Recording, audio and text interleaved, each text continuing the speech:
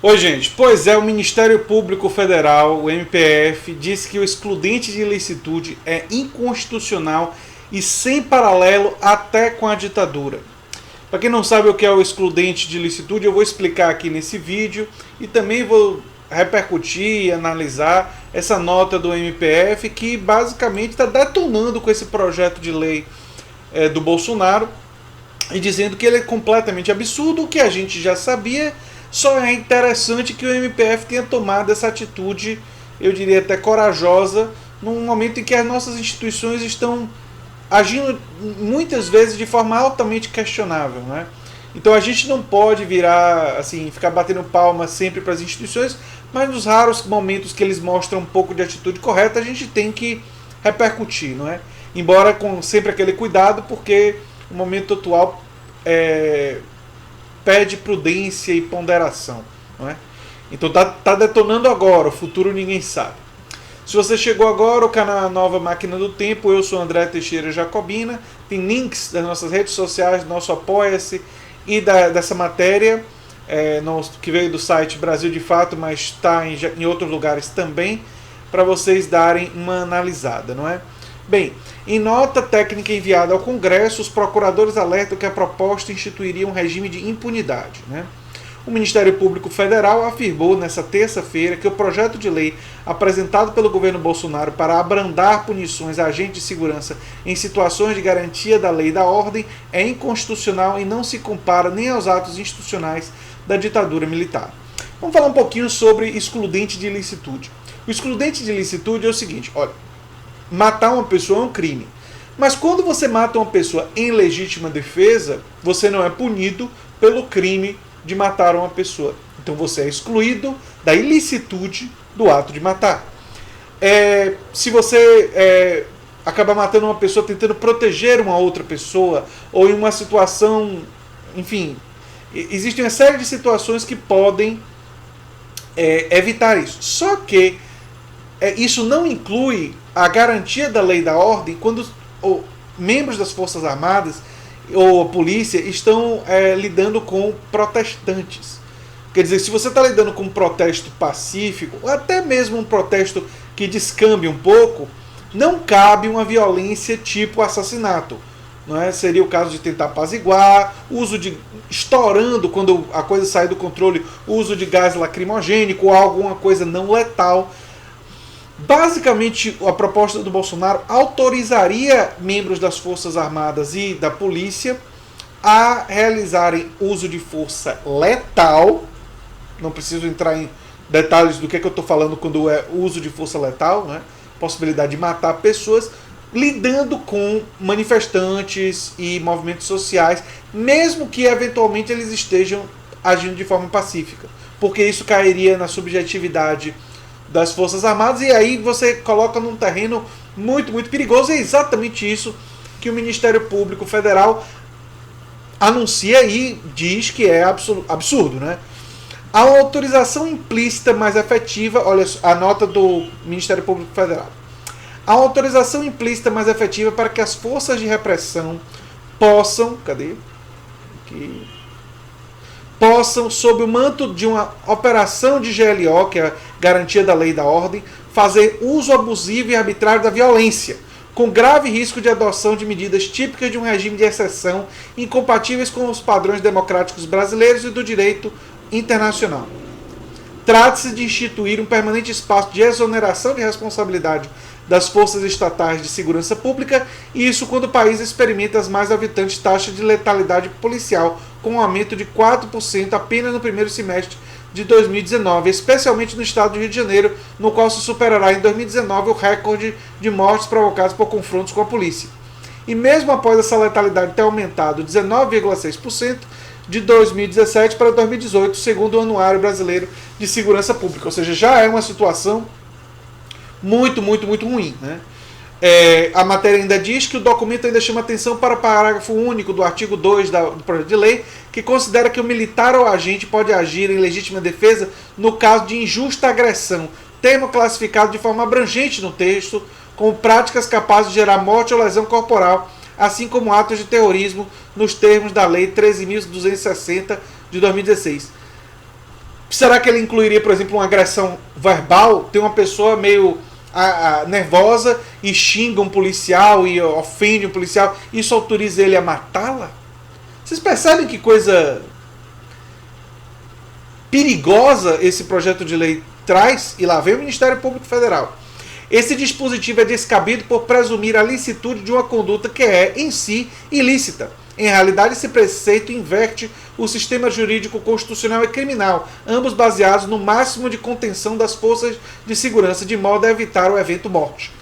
Assim, meio que dizendo o que eu estava falando, que a força policial deve tentar usar a força, a violência, apenas em último caso.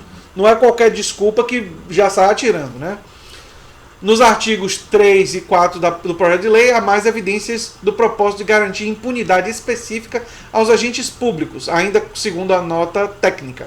O primeiro prevê que, mesmo quando houver excesso doloso do agente na legítima defesa, o juiz poderá atenuar a pena. Já o artigo 4 veda a prisão em flagrante de militares e policiais quando se aponte o exercício de legítima defesa. De destacar que esses dois artigos não têm incidência limitada às situações de GLO, mas sim para qualquer hipótese de alegação de legítima defesa.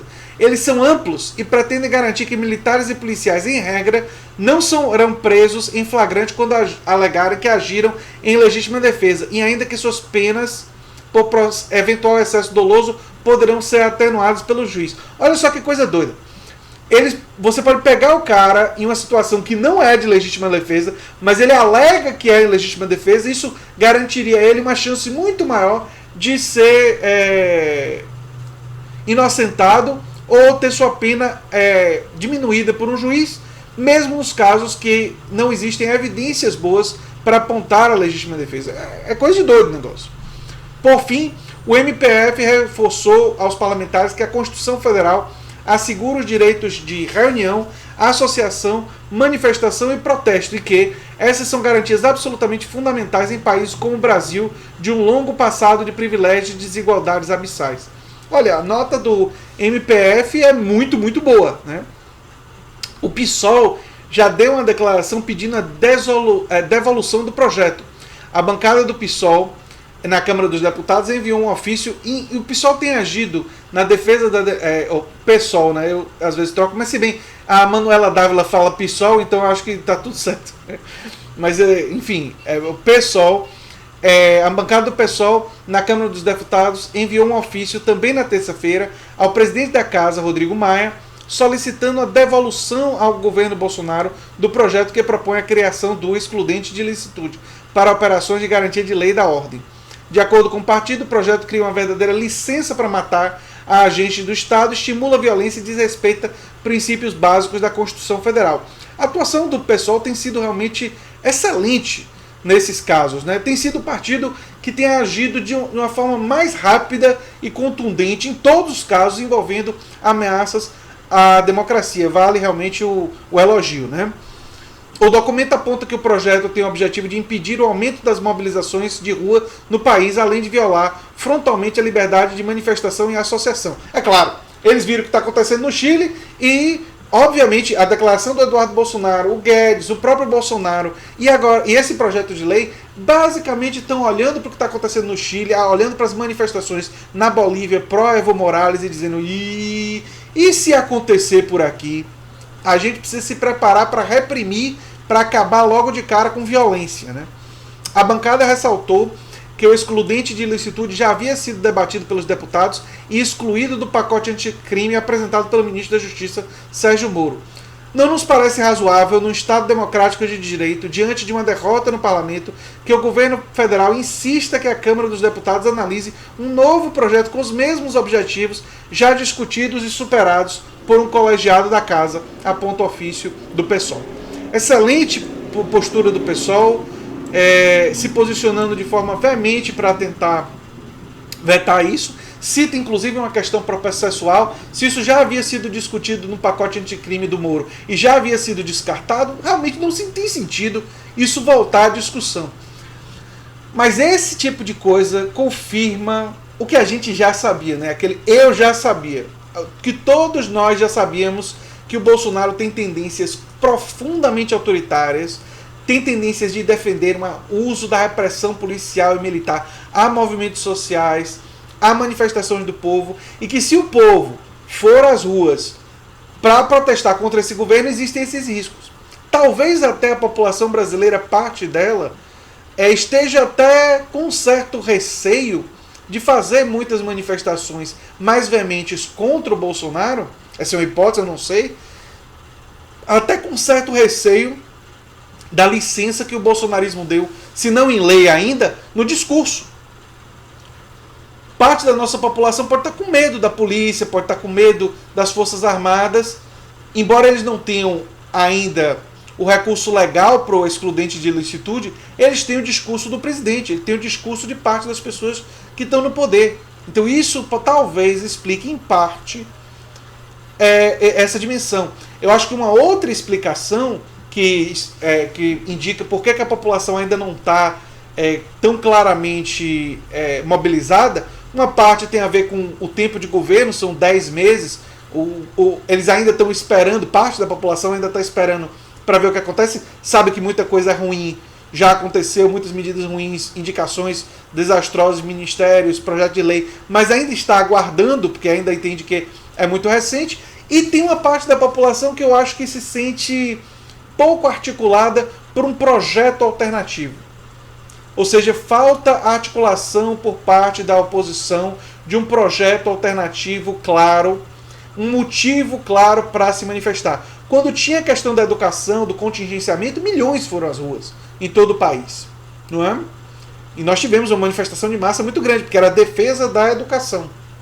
Eu acho que falta à esquerda, aos progressistas, aos democratas de centro-esquerda, falta uma articulação de um projeto claro, que entre em contraste ao que está no governo e que mobilize, através de lideranças e desse projeto, os movimentos sociais progressistas, os sindicatos, a classe trabalhadora, para protestar, não é? Eu acho que, eu penso, na verdade, fundamentalmente que esse seja um fator muito grande. Analistas políticos, o Mangabeira Unger falou isso na conversa com Ciro, que a tristeza e a depressão e a falta de esperança não necessariamente levam à mobilização imediata, podem gerar uma depressão da população e uma inação, né? E que na verdade é um projeto alternativo, eu acho essa fala do Mangabeira Unger muito boa, que mobiliza as pessoas em torno de uma ideia e tal. E a gente está vendo isso nos Estados Unidos com Bernie Sanders e na Inglaterra com Jeremy Corbyn. Não, as pessoas não estão se mobilizando só porque gostam de Bernie Sanders ou porque gostam de Jeremy Corbyn. Elas estão se mobilizando porque Bernie Sanders e Jeremy Corbyn têm projetos alternativos fortes, bem delineados, bem de esquerda, progressistas, pró-classe trabalhadora, com detalhes bem detalhados que eles estão defendendo. E isso está fazendo parte da população dizer: nós defendemos esse projeto em contraste ao que está aí, né? É verdade que no Chile foi uma revolta popular por coisas ruins, mas também tinha ali aquela coisa de já 30 anos de uma determinada política que fez a população se revoltar, que fez a população se galvanizar em torno de um protesto em relação a políticas que realmente eles não estavam mais aguentando, né? Enfim. Se você gosta do que eu faço aqui na Nova Máquina do Tempo, se lembre sempre de se inscrever, dar um like e compartilhar. E quem sabe se tornar um apoiador do canal, que ajuda muito a gente aqui no canal. Um abração e até o próximo vídeo. Tchau, tchau.